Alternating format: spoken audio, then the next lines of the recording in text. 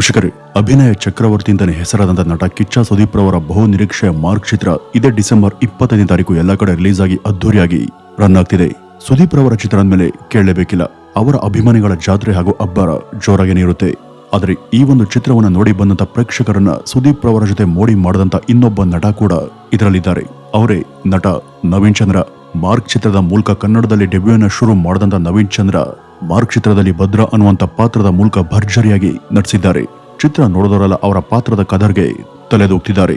ನಿಮ್ಮಲ್ಲಿ ಸಾಕಷ್ಟು ಜನಕ್ಕೆ ಈ ಮೊದಲು ಇವರ ಪರಿಚಯ ಇರಬಹುದು. ನೀವು ಇವರನ್ನ ತೆಲುಗು ಹಾಗೂ ಕೆಲ ತಮಿಳು ಚಿತ್ರಗಳಲ್ಲೂ ಕೂಡ ನೋಡಿರ್ತೀರ. ವೈವಿಧ್ಯಮಯ ಪಾತ್ರಗಳಿಗೆ ಹೆಸರಾದಂತ ನಟ ನವೀನ್ ಚಂದ್ರ ಹೀರೋ, ಪೋಷಕ, ಖಳನಟ ಹೀಗೆ ಎಲ್ಲಕ್ಕೂ ಕೂಡ ಸಲ್ಲುವಂತ ಕಲಾವಿದ. ಈಗಾಗಲೇ ಕಳೆದ 19 ವರ್ಷಗಳಿಂದ ಕೂಡ ಸಿನಿ ಕ್ಷೇತ್ರದಲ್ಲಿ ಇವರು ಇದ್ದಾರೆ.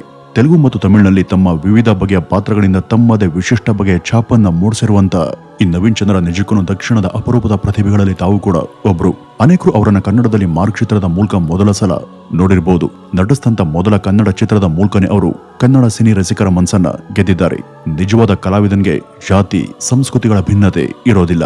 ಕಲೆ ಅವೆಲ್ಲವನ್ನೂ ಕೂಡ ದಾಟಿ ಬೆಳೆದದು ಅಂತ ತಮ್ಮ ಅಭಿನಯದ ಮೂಲಕ ಸಾರುವಂತ ಈ ಕಲಾವಿದನ ಸಿನಿ ಜರ್ನಿ ಅದು ಅಷ್ಟು ಸುಲಭದಾಗಿರ್ಲಿಲ್ಲ.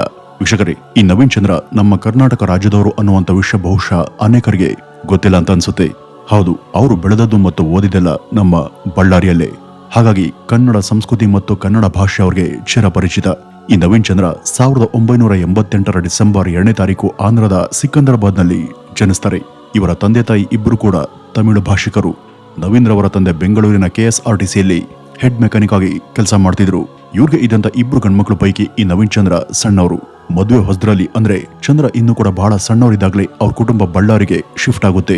ಬಳ್ಳಾರಿಯಲ್ಲಿ ತಮ್ಮ ಬಾಲ್ಯದ ಹೆಚ್ಚಿನ ಸಮಯವನ್ನು ಕಳೆದಂತ ನವೀನ್ ಅಲ್ಲೇನೆ ತಮ್ಮ ಪ್ರಾಥಮಿಕ ಹಾಗೂ ಹೈಯರ್ ಎಜುಕೇಶನ್ ಮುಗಿಸ್ತಾರೆ.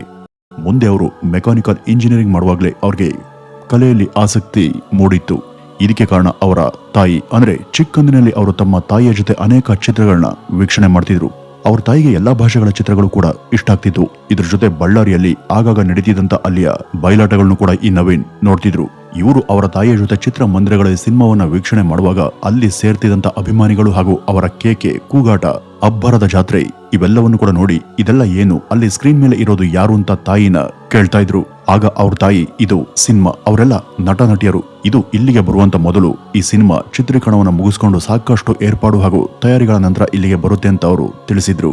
ಚಿತ್ರ ಮಂದಿರಗಳಲ್ಲಿ ಸಿನಿಮಾ ನೋಡುವಾಗ ಜನ ಖುಷಿಯಿಂದ ಅವರ ನೆಚ್ಚಿನ ನಟರಿಗೆ ಅಭಿಮಾನವನ್ನು ತೋರಿಸೋದನ್ನ ಗಮನಿಸಿದಂತ ನವೀನ್ಗುನು ತಾನು ಕೂಡ ಒಂದ್ ದಿವಸ ಇದೇ ತರಹ ಜನರಿಂದ ಶಿಳ್ಳೆ ಮತ್ತು ಚಪ್ಪಾಳೆಗಳನ್ನ ಗಳಿಸಬೇಕು ಅನ್ನುವಂತ ಎಳೆ ಆಸೆ ಆಗ್ಲೇ ಮೊದಲ ಸಲ ಅವ್ರಿಗೆ ಸಣ್ಣಗೆ ಚಿಗುರಿತ್ತು.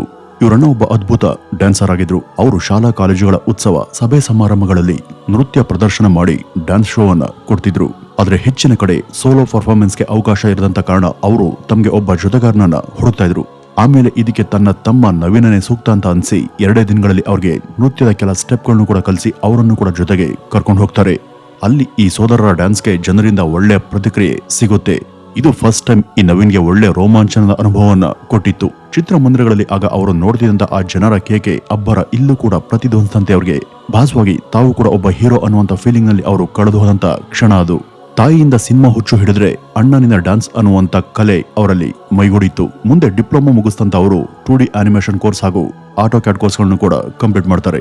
ಈ ಒಂದು ಸಮಯದಲ್ಲಿ ಅವ್ರ ತಂದೆ ಕೂಡ ನಿಧನರಾಗ್ತಾರೆ. ಅವರು ಇನ್ನೂ ಕೂಡ ಸರ್ಕಾರಿ ಉದ್ಯೋಗದಲ್ಲಿ ಇದ್ದಾಗಲೇ ಮರಣಿಸಿದ್ರಿಂದ ಅವ್ರ ಕೆಲಸ ಅವರ ಹಿರಿಯ ಮಗನ್ಗೆ ಸಿಗುತ್ತೆ. ಈ ನವೀನ್ ಅಣ್ಣನ್ಗೆ ಸರ್ಕಾರಿ ಕೆಲಸ ಸಿಕ್ಕಿದ್ರಿಂದ ಮನೆಯ ಹೆಚ್ಚಿನ ಜವಾಬ್ದಾರಿ ಕೆಲಸವನ್ನ ಅವರೇ ಹೊತ್ಕೊಳ್ತಾರೆ. ಈ ಕಡೆ ನವೀನ್ ಕೂಡ ಕುಟುಂಬದ ಪೋಷಣೆಗಾಗಿ ತಾವು ಕೂಡ ಕೈಲಾದ ಸಹಾಯವನ್ನ ಮಾಡೋದಕ್ಕೆ ಮುಂದಾಗ್ತಾರೆ. ಅವರದ್ದು ಸಾಧಾರಣ ಮಿಡಲ್ ಕ್ಲಾಸ್ ಕುಟುಂಬ. ಮನೆಯ ಎಲ್ಲರೂ ಕೂಡ ದುಡಿದರೇನೆ ಜೀವನ, ಇಲ್ವಾದ್ರೆ ಇಲ್ಲ ಅನ್ನುವಂತ ಆ ಪರಿಸ್ಥಿತಿಯಲ್ಲಿ ನವೀನ್ ತಮ್ಗಿದ್ದಂತ ಡ್ಯಾನ್ಸ್ ಪ್ರತಿಭೆಯನ್ನ ಬಳಸಿ ಡ್ಯಾನ್ಸ್ ಅನ್ನ ಕಲಿಯೋದಕ್ಕೆ ಶುರು ಮಾಡ್ತಾರೆ. ಇವತ್ತು ಬಹು ಬೇಡಿಕೆ ನಟರಾಗಿ ಬೆಳೆದಿರುವಂತ ನವೀನ್ರವರ ಮೊದಲ ಕೆಲಸ ಡ್ಯಾನ್ಸ್ ಅನ್ನ ಹೇಳ್ಕೊಡೋದಾಗಿತ್ತು. ಡ್ಯಾನ್ಸರ್ ಆಗಿ ತಮ್ಮ ಉದ್ಯೋಗ ಶುರು ಮಾಡದಂತ ಅವರು ಶಾಲಾ ಕಾಲೇಜುಗಳ ಇವೆಂಟ್ಗಳಿಗಾಗಿ ಹಾಗೂ ಇತರ ಸಭೆಗಳಿಗಾಗಿ ಡ್ಯಾನ್ಸ್ ಅನ್ನ ಕಲ್ಸ್ಕೊಡ್ತಿದ್ರು. ಆದ್ರೆ ಅವರ ನಿಜವಾದ ಹಂಬಲ ಇದ್ದದ್ದು ನಟ ಆಗುವ ಕಡೆಗೆ. ಅವರ ಈ ಒಂದು ಆಸೆಗೆ ಅವರು ಅದನ್ನ ಮನಸ್ಸಲ್ಲೇ ಇಟ್ಕೊಂಡು ಸೈಲೆಂಟ್ ಆಗಿ ಪೋಷಣೆ ಮಾಡ್ತಿದ್ರು. ಯಾರ ಹತ್ರ ಕೂಡ ಅವರು ತಾವು ನಟ ಆಗ್ಬೇಕು ಅಂತ ಹೇಳ್ಕೊಂಡಿರ್ಲಿಲ್ಲ. ಅದಕ್ಕೆ ಕಾರಣ ಹಲವು. ಒಂದು, ಮನೆಯ ಪರಿಸ್ಥಿತಿ, ಯಾವುದೇ ಹಿನ್ನೆಲೆ ಇಲ್ಲದೆ, ಯಾರ ಬೆಂಬಲ ಕೂಡ ಇಲ್ಲದೆ, ಇಂಥ ಭಯದ ನೆರಳಲ್ಲಿ ಅವ್ರ ಮನಸ್ಸಲ್ಲಿ ಆಸೆ ಸದ್ದಿಲ್ದೆ ಮರೆಯಾಗಿ ಉಳಿದಿತ್ತು. ಮುಂದೆ ಅವರನ್ನ ಸರ್ಕಾರಿ ನೌಕರಿ ಹಿಡಿದು ಮನೆಯ ಸಾಕಷ್ಟು ಜವಾಬ್ದಾರಿಯನ್ನು ತಗೊಂಡ ನಂತರ ನವೀನ್ ಅವರ ಸೋದರನ ಹತ್ರ ತಮ್ಮ ಮನೋಭಿಲಾಷೆಯನ್ನ ವ್ಯಕ್ತಪಡಿಸ್ತಾರೆ. ಅವ್ರಿಗೆ ಆರಂಭದಲ್ಲಿ ಸಿನಿಮಾ ಕಡೆ ಆಸಕ್ತಿ ಬರೋದಕ್ಕೆ ಕಾರಣ ಆಗಿದಂತ ಅವ್ರ ತಾಯಿ ತಮ್ಮ ಮಗ ನಟ ಆಗ್ಬೇಕು ಅಂತ ಹೇಳಿದಾಗ ಅವರು ಬೇಡ ಅಂತ ಹೇಳ್ತಾರೆ. ಸಿನಿಮಾ ಒಂದು ದೊಡ್ಡ ಪ್ರಪಂಚ. ಅಲ್ಲಿ ಬೆಳವಣಿಗೆ ಅನ್ನೋದು ತುಂಬಾ ಅನಿಶ್ಚಿತವಾದುದು. ಯಾವುದೇ ಸಹಕಾರ ಉತ್ತೇಜನ ಇಲ್ಲದೆ ಅಲ್ಲಿ ಬೆಳೆಯೋದು ಕಷ್ಟ. ಮೇಲಾಗಿ ನಮ್ಗೆ ಅಲ್ಲಿ ಯಾರ ಪರಿಚಯ ಕೂಡ ಇಲ್ಲ ಅಂತ ನವೀನ್ ರವರನ್ನ ಅಲ್ಲಿಗೆ ಕಳಿಸೋದಕ್ಕೆ ಇವರು ಹಿಂಜರಿತಾರೆ. ಆದ್ರೆ ನವೀನ್ ರವರ ಸೋದರ ಇದಕ್ಕೆ ಸಪೋರ್ಟ್ ಮಾಡ್ತಾರೆ. ನಿನ್ಗೆ ಆ ಒಂದು ಆಸೆ ಇದ್ರೆ ಅದೇ ಕ್ಷೇತ್ರದಲ್ಲಿ ಧೈರ್ಯವಾಗಿ ಮುಂದುವರಿ ನೋಡೋಣ ಅಂತ ಧೈರ್ಯ ತುಂಬ್ತಾರೆ. ನಿನಗೇನಾದ್ರೂ ಅದೃಷ್ಟ ಚೆನ್ನಾಗಿದ್ರೆ ನೀನು ಅಲ್ಲೂ ಕೂಡ ಕ್ಲಿಕ್ ಆಗಬಹುದು, ಹೋಗು ಅಂತ ಪ್ರೋತ್ಸಾಹ ಕೊಡ್ತಾರೆ. ಅಣ್ಣನ ಸಲಹೆ ಮೇರೆಗೆ ಅವರು ಬಳ್ಳಾರಿಯಿಂದ ಸಿಕಂದರಾಬಾದ್ಗೆ ಟ್ರೈನ್ ಮೂಲಕ ಬಂದಿದ್ರು. ಅದಷ್ಟೇ ಅಲ್ಲದೆ ಅವರು ಸಿಕಂದರಾಬಾದ್ಗೆ ಬರುವಂತ ಮುನ್ನ ಕನ್ನಡ ಚಿತ್ರರಂಗದಲ್ಲೂ ಕೂಡ ಹಲವಾರು ಬಾರಿ ಸಿನಿಮಾದಲ್ಲಿ ನಟಿಸೋದಕ್ಕೆ ಪ್ರಯತ್ನ ಪಟ್ಟಿದ್ರು. ಆದ್ರೆ ಇಲ್ಲಿ ಅವ್ರಿಗೆ ಅಷ್ಟು ಬೆಂಬಲ ಸಿಗ್ಲಿಲ್ಲ. ನಂತರ ಸಿಕಂದರಾಬಾದ್ಗೆ ಟ್ರೈನ್ ಮೂಲಕ ಬರ್ತಾರೆ. ಆಗ ಅವ್ರ ಬಳಿ ಇದ್ದದ್ದು ಕೇವಲ 2,000 ರೂಪಾಯಿ ಹಣ ಮಾತ್ರ. ಆ ಒಂದು ಕಾಲಕ್ಕೆ ಅದು ದೊಡ್ಡ ಮೊತ್ತನೇ. ಸಿಕಂದರಾಬಾದ್ ನಲ್ಲಿ ಎಲ್ಲೆಲ್ಲಿ ಶೂಟಿಂಗ್ ನಡೆಯುತ್ತೆ ಅಲ್ಲೆಲ್ಲ ಆಡಿಷನ್ ಕೊಡುವಂತ ಉದ್ದೇಶ ಅವ್ರದಾಗಿತ್ತು. ಅಲ್ಲಿ ದಿನಕ್ಕೆ 100 ರೂಪಾಯಿ ಚಾರ್ಜ್ ಅನ್ನ ಕೊಟ್ಟು ರೂಮ್ ಅನ್ನ ತಗೋತಾರೆ. ಆರಂಭದ ಕೆಲ ದಿನಗಳು ಹೇಗೋ ಕಳೆದು ಹೋಗ್ತವೆ. ನಂತರ ಮುಂದೆ ಇರುವಂತ ಹಣ ಕೂಡ ಕರಗ್ತಾ ಇದೆ ಅಂತ ಅನಿಸ್ದಾಗ ಅವರು ಮನೆಯಿಂದ ಯಾವುದೇ ತರಹದ ಸಹಾಯವನ್ನ ಕೇಳೋದಿಲ್ಲ. ಸಿಕಂದರಾಬಾದ್ ನಲ್ಲಿ ಇದ್ಕೊಂಡು ಅವರು ಸಣ್ಣ ಪುಟ್ಟ ಸೈಡ್ ಜಾಬ್ ಅನ್ನ ಮಾಡ್ತಾ ಬಿಡುವಿದ್ದಾಗ ಬಸ್ಸನ್ನ ಹತ್ತಿ ಆ ಇಡೀ ಊರನ್ನೇ ರೌಂಡ್ ಹೊಡಿತಿರ್ತಾರೆ.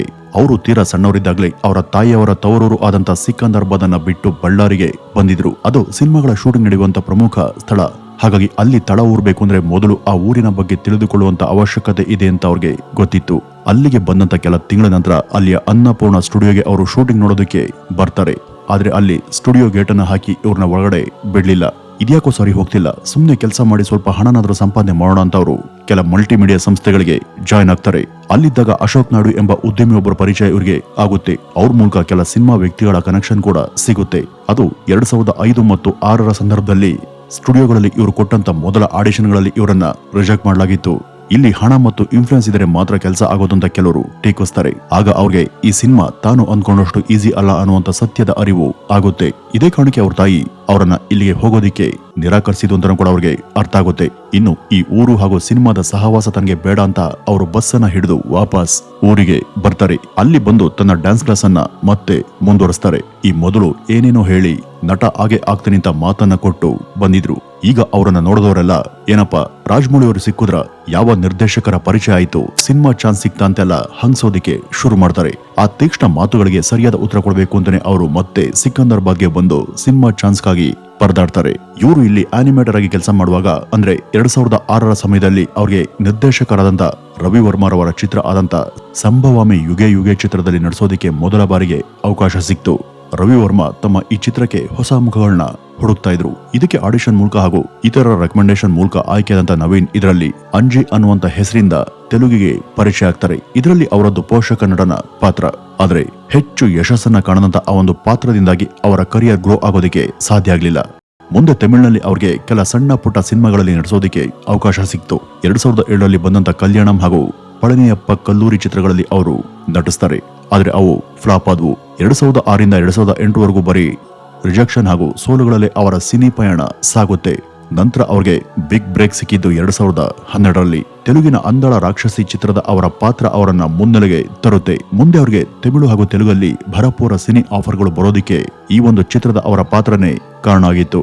ತಮಿಳಿನ ಸಿಯೋಪು ಚಿತ್ರದ ತಮ್ಮ ಪಾತ್ರಕ್ಕಾಗಿ ಅವರು ಕನ್ಸ್ಟ್ರಕ್ಷನ್ ಸೈಟ್ ಒಂದರಲ್ಲಿ ಯಾರಿಗೂ ಗೊತ್ತಾಗದ ಹಾಗೆ ಲೇಬರ್ ಆಗಿ ಕೆಲಸಕ್ಕೆ ಸೇರಿ ತಮ್ಮ ಪಾತ್ರವನ್ನ ಪ್ರಾಕ್ಟಿಕಲ್ ಆಗಿ ಕಲಿಯೋದಕ್ಕೆ ಪ್ರಯತ್ನವನ್ನ ಮಾಡಿದ್ದು ನಟರಾಗಿ ಅವರಲ್ಲಿ ಇರುವಂತ ಆ ಶಕ್ತಿಶಾಲಿ ಕಮಿಟ್ಮೆಂಟ್ ನ ಸೂಚಿಸುತ್ತೆ.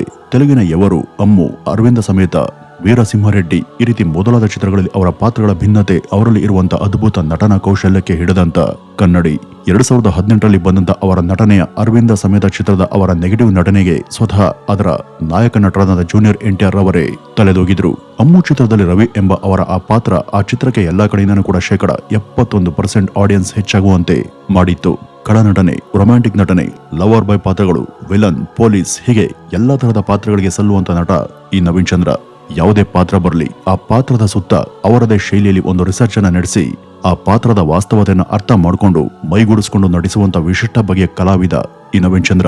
ನವೀನ್ ರವರಿಗೆ ತೆಲುಗು, ಕನ್ನಡ, ತಮಿಳು, ಮಲಯಾಳಂ ಹೀಗೆ 4-5 ಭಾಷೆಗಳಲ್ಲಿ ಒಳ್ಳೆ ಹಿಡ್ತಾ ಇದೆ. ಅವರು ಯಾವುದೇ ಭಾಷೆಯಲ್ಲಿ ನಡೆಸೋದಕ್ಕೆ ಸಾಮಾನ್ಯವಾಗಿ ಡಬ್ಬಿಂಗ್ ಅನ್ನ ತಗೊಳ್ಳೋದಿಲ್ಲ. ಅವರೇ ಆ ಭಾಷೆಯನ್ನ ಮಾತನಾಡ್ತಾರೆ. ಈವರೆಗೂ ತೆಲುಗು, ಕನ್ನಡ, ತಮಿಳು ಸೇರಿ ಒಟ್ಟು 50ಕ್ಕೂ ಹೆಚ್ಚಿನ ಸಿನಿಮಾಗಳಲ್ಲಿ ಅವರು ವಿವಿಧ ಶೇಡ್ಗಳಲ್ಲಿ ಅಭಿನಯಿಸಿದ್ದಾರೆ. ಮಾರ್ಕ್ ಸಿನಿಮಾ ಕನ್ನಡದಲ್ಲಿ ಅವರ ಮೊದಲ ಚಿತ್ರ. ಈ ಮೂಲಕ ಹೆಚ್ಚೆಚ್ಚು ಕನ್ನಡದ ಕಥೆಗಳಲ್ಲಿ ಅಭಿನಯಿಸೋದು ನನ್ನ ಆಶಯ ಅನ್ನುವಂತ ನವೀನ್ ಸ್ವಭಾವತ ತುಂಬಾ ಹಂಬಲ್ ಹಾಗೂ ಸಿಂಪಲ್ ಪರ್ಸನ್. ಸಿನಿಮಾಗೆ ಬರುವಂತ ಮೊದಲು ಅವರು ಹಲವಾರು ಸಣ್ಣ ಸಣ್ಣ ಕೆಲಸವನ್ನ ಮಾಡಿದ್ದಾರೆ. Animator, dance teacher, hotel waiter, ಹೀಗೆ ಜೀವನ ನಿರ್ವಹಣೆಗಾಗಿ ನಾನಾ ಕೆಲಸಗಳನ್ನ ಅವರು ಮಾಡಿದ್ದಾರೆ. ಇವತ್ತು ಅವರೊಬ್ಬ ಬಹುಭಾಷಾ ನಟ, ಬಹು ಬೇಡಿಕೆ ಇರುವಂತ ಕಲಾವಿದ ಕೂಡ. ಯಾವುದೇ ಪಾತ್ರಕ್ಕೂ ಸೂಕ್ತ ನ್ಯಾಯವನ್ನ ಸಲ್ಲಿಸುವಂತ ನವೀನ್ ಯಾವುದೇ ಹಿನ್ನೆಲೆ ಇಲ್ಲದೆ ಕೇವಲ ತನ್ನ ಪ್ರತಿಭೆಯಿಂದನೇ ಬೆಳಕಿಗೆ ಬಂದವರು. ಈ ಮೂಲಕ ಇಲ್ಲಿ ಸೆಟಲ್ ಆಗೋದಿಕ್ಕೆ ಪ್ರತಿಭೆ ಹಾಗೂ ಸಂಯಮ ಎರಡೂ ಬೇಕು ಎಂಬ ಪಾಠವನ್ನ ಅವರು ಮುಂದಿನ ಎಲ್ಲಾ ಯುವ ಕಲಾವಿದರಿಗೆ ಕೊಟ್ಟಿದ್ದಾರೆ. ವೀಕ್ಷಕರೇ, ಈ ನವೀನ್ ಚಂದ್ರ ಅವರಿಗೆ ಕನ್ನಡದಲ್ಲಿ ಇನ್ನೂ ಕೂಡ ಹೆಚ್ಚು ಸಿನಿಮಾಗಳಲ್ಲಿ ಅಭಿನಯಿಸೋದಿಕ್ಕೆ ಚಾನ್ಸ್ ಸಿಗಲಿ, ಅವರು ಕನ್ನಡದಲ್ಲೇ ಇನ್ನೂ ಹೆಚ್ಚು ಬ್ಯುಸಿ ಆಗಲಿ ಅಂತ ಆಶಿಸ್ತಾ ಇವತ್ತಿನ ಈ ಒಂದು ವಿಡಿಯೋವನ್ನ ಇಲ್ಲಿಗೆ ಮುಗಿಸೋಣ. ನಮಸ್ಕಾರ.